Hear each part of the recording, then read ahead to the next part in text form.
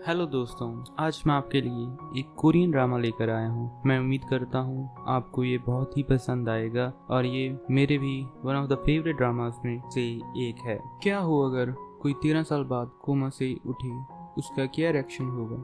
सुनते हैं मेरी आवाज के साथ। चलिए शुरू करते हैं। ड्रामे की शुरुआत में एक लड़का गोंग वू किसी लड़की की तस्वीर बना रहा होता है। वो उसे ठीक से जानता तो नहीं होता, पर जब भी उसे देखता है तो उसकी उससे नजर नहीं हटती। वो उसकी पेंटिंग इसलिए बना रहा होता है कि वो उसे उसकी पेंटिंग दिखा के इम्प्रेस कर ले। फिर हमें पता लगता है कि उस लड़की का नाम वू स्योरी है, जिसे वायलिन बजाना बहुत ही पसंद है।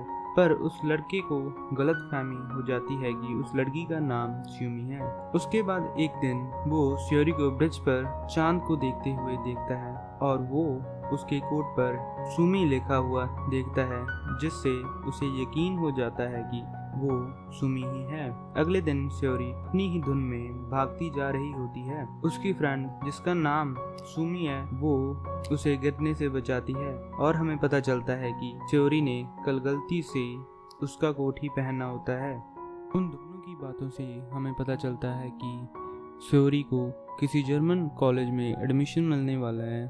उसके बाद जब वो स्कूल पहुंचते हैं तो उसे एक लड़का प्रपोज भी करता है और उसे वो बोलता है कि वो भी उसके साथ जर्मनी जाएगा।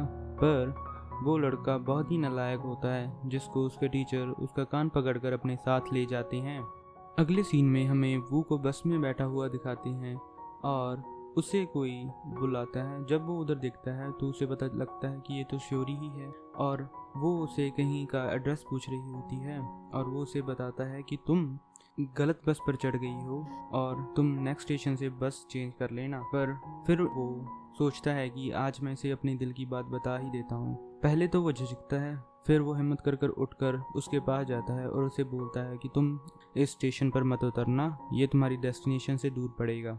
और वो बोलता है कि मैं तुम्हें जानता हूँ। जब वो उसे अपनी बनाई हुई उसकी पेंटिंग दिखाने के लिए रोकता ही है तो उधर से उसकी दोस्त सुमी आ जाती है, जिससे डरकर वो बस से उतर जाता है। जब वो बस से उतरता है तो उसके साथ श्योरी का लॉकेट भी आ जाता है, जिस कारण उसे फिर से हौसला मिलता है और वो अपने दिल की बात बताने के लिए बस के पीछे भागता है। फिर वहाँ पर बारिश भी आ जाती है।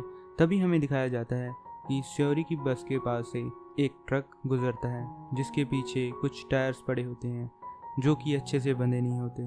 तूफान के कारण वो टायर्स श्योरी की बस पर आकर लगते हैं, जिससे बस का बैलेंस बिगड़ जाता है और वहाँ पर बहुत ही भयानक हादसा हो जाता है। ये सब सामने खड़ा वो भी देख रहा होता है। उसके बाद सारे लोगों को हॉस्पिटल लेकर जाया जाता है, जिसमें हम देखते हैं कि श्योरी भी बहुत ज़्यादा जख्मी है। श्योरी तो मरते मरते बच जाती है, पर सुमी उस एक्सीडेंट में मर जाती है। पर वो को तो सुमी ही श्योरी लगती है। जब वो न्यूज़ में ये देखता है कि 2 लोगों की उसमें मौत हो गई है और उसमें एक 17 साल की लड़की सुमी भी है, तो वो बिल्कुल टूट सा ही जाता है, क्योंकि उसे लगता है अगर वो उसे ना रोकता तो उसने बच जाना था और वो इस सारे का दोष अपने आप को ही देता है। उसके बाद हमें 13 सालों बाद का दृश्य दिखाया जाता है, जहाँ पर हमें सबसे पहले वू को दिखाया जाता है, जो उस हादसे से अभी तक उबर नहीं पाया है और उसने दाढ़ी बाल बढ़ा लिए हैं। फिर हमें श्योरी का सीन दिखाया जाता है, जो कि 13 सालों से कोमा में ही किसी हॉस्पिटल में पड़ी होती है। नर्सेस की बातों से हमें ये पता चलता है कि श्योरी की फैमिली उसके लिए पैसे नहीं भेजती, उसके इलाज का बिल कोई और ही भर रहा है और बोलती हैं कि एक लड़का तो इसे मिलने आता है पर वो कभी पैसे नहीं देकर जाता।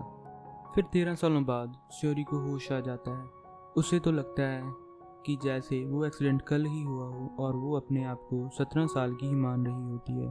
पर जब वो आईना देखती है तो वो एकदम ही हैरान हो जाती है और उनसे पूछती हैं। तब उसे पता चलता है कि वो 13 सालों से कोमा में ही थी। फिर वो उन नर्सों से अपने घर वालों और अपने दोस्तों का पूछती है, पर घर वालों का तो उनको बिल्कुल ही पता नहीं होता, पर उन्हें उसकी दोस्त का तो पता होता है। जब वो इंटरनेट पर सर्च करते हैं उसकी दोस्त के बारे में, तब उन्हें उसके बारे सारा पता लग जाता है कि वो उस दिन एक्सीडेंट में ही मारी गई है। अगले सीन में हमें वू को दिखाया जाता है जिसे उसकी बहन घर पर बुला रही होती है क्योंकि उसने कहीं जाना होता है। वो उसे उसके भांजे का ख्याल रखने के लिए बुलाती है और उनके लिए एक मेड भी हायर कर देती है। फिर हमें सूरी को दिखाया जाता है वो नर्सों से अपनी फ्रेंड का और अपने घर वालों का पूछती है पर कोई उसे कुछ भी नहीं बताता, इसलिए वो वहाँ से भागने का सोचती है। फिर हमें वू का सीन दिखाया जाता है जो कि अब कोरिया वापस आ गया है और वो अपने घर की तरफ ही जा रहा होता है तो उसके सामने उसकी मेड जिसका नाम जेनिफर है वो चली जा रही होती है। जेनिफर को ये लगता है कि वो तो एक चोर है क्योंकि उसके बहुत ही बड़ी बड़ी दाढ़ी होती है। वो उसे पीटने लग जाती है पर जब उसे पता लगता है कि ये तो उनका हाउस ओनर है तो वो उसे सॉरी मांगती है और उसे घर लाती है और उसे टॉवल भी देती है। उसके बाद वो उसे उसके भांजे के बारे में पूछती है पर वो उसे कुछ नहीं बताता।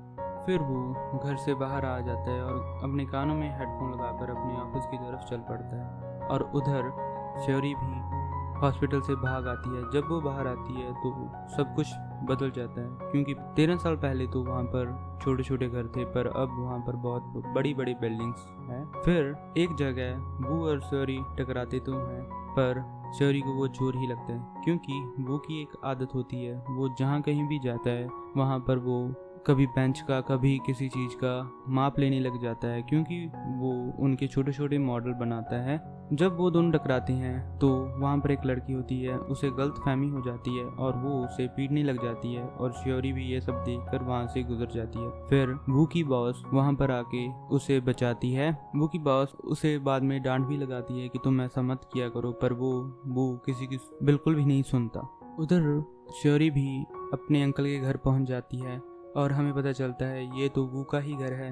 जब वो माइक में बोलती है कि मैं ऑनर की भांजी हूँ तो जेनिफर उसे अंदर आने देती है। जब श्योरी अंदर आती है तो उसे अपना पुराना डॉगी मिलता है जिसका नाम हैंग है और वो उससे प्यार करती करती ही वहाँ पर ही बेहोश हो जाती है तो जेनिफर उसे उठाकर वू के कमरे में सुला देती है।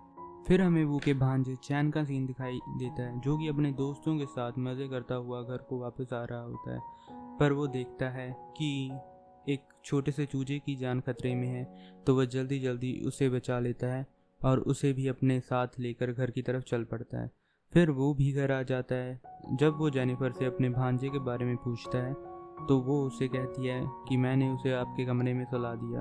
वू को तो ऐसा बिल्कुल भी पता नहीं होता कि वहाँ चैन नहीं श्योरी है तो वो जब अपने कमरे में जाता है तो वो श्योरी के किस करने लग जाता है। उसे तो वो चैन ही लगता है और उधर चैन भी घर आ जाता है। जब चैन अपने अंकल के कमरे में आता है तो वो हैरान हो जाता है और उधर श्योरी भी जाग जाती है। श्योरी को तो ऐसा लगता है कि वो एक चोर है, वो भी शोर मचा देती है और वो को नीचे गिरा देती है और सारे उस कमरे में इकट्ठे हो जाते हैं और यहीं एपिसोड ख़त्म हो जाता है।